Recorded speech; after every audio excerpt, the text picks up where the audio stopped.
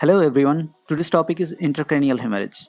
I'm going to discuss why epidural hemorrhage looks like a biconvex disc on CT, what is the lucid interval, what are the types of intraventricular hemorrhage. So stay tuned for the next 5 minutes. Welcome back. Intracranial hemorrhage basically means hemorrhage within the cranium or skull. It is actually a broad term because hemorrhage can occur different region within the skull. So broadly, we can divide it into extraaxial hemorrhage and intraaxial hemorrhage. Extraaxial hemorrhage means bleeding occurs within the skull but outside the brain tissue. And intracranial hemorrhage means bleeding occurs within the brain tissue.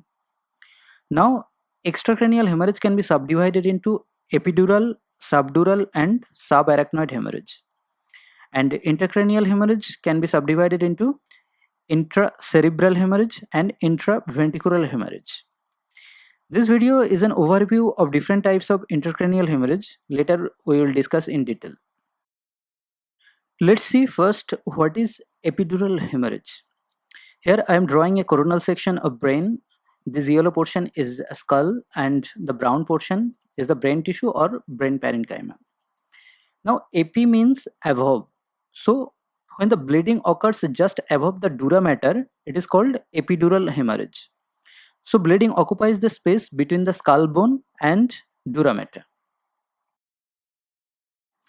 Epidural hemorrhage mostly occurs due to rupture of middle meningeal artery, which is the branch of maxillary artery. On CT, it appears to be a typical biconvex disc because dura mater tightly attached with the sutural ligament. So blood cannot go beyond this region and accumulates within a confined area. So on CT, it looks like a typical biconvex lens. Gradually increasing pressure within the cranial vault can cause herniation of brain tissue and even third nerve palsy. Another important thing I would like to mention is lucid interval, which is typically seen in epidural hemorrhage. Initially, the patient is knocked out by the force of trauma, but body can compensate if the bleeding is within a certain limit. So for a short period of time, patient becomes relatively lucid or comfortable. But when the hematoma expands beyond the compensatory limit and starts compressing the brain tissue, patient again becomes unconscious.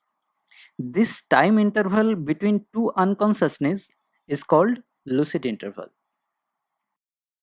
Now come to subdural hemorrhage, where bleeding occurs in between the dura and arachnoid mater. Most of the time it is due to rupture of the bridging veins. On CT, it appears to be crescent shaped.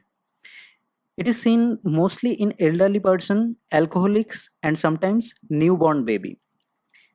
If someone forcefully or violently shaken the baby, it is quite possible that the bridging vein will be ruptured. Next is subarachnoid hemorrhage, where bleeding occurs in between arachnoid and pia mater. Most of the time, it is due to rupture of an aneurysm, most commonly berry aneurysm. Patient with Marfan and Ehlers-Danlos syndrome has more chances to develop that type of aneurysm because of the abnormalities of collagen fibers. Sometimes patient complains of worst headache of my life. So keep this in mind. Now come to the intraaxial hemorrhage. As I have already mentioned that it is of two types, intracerebral and intraventricular. When bleeding occurs within the brain tissue or any part of the cerebrum, it is called intracerebral hemorrhage. It is the second most common cause of stroke. As you know that the most common cause is embolus or thrombus formation due to atherosclerosis. Most common cause for this type of hemorrhage is systemic hypertension. Bleeding typically occurs in basal ganglia and internal capsule area. Now lastly, intraventricular hemorrhage, where bleeding occurs within or just adjacent to ventricle. It can be divided into four types. Grade 1 is when bleeding occurs near the ventricle. Grade 2 is when bleeding occurs uh, within the ventricle. And grade 3 is when ventricle is enlarged due to pressure within. And grade 4 is enlarged ventricle with blood in the brain tissue. That's all guys. Please subscribe for the more videos. Have a nice day.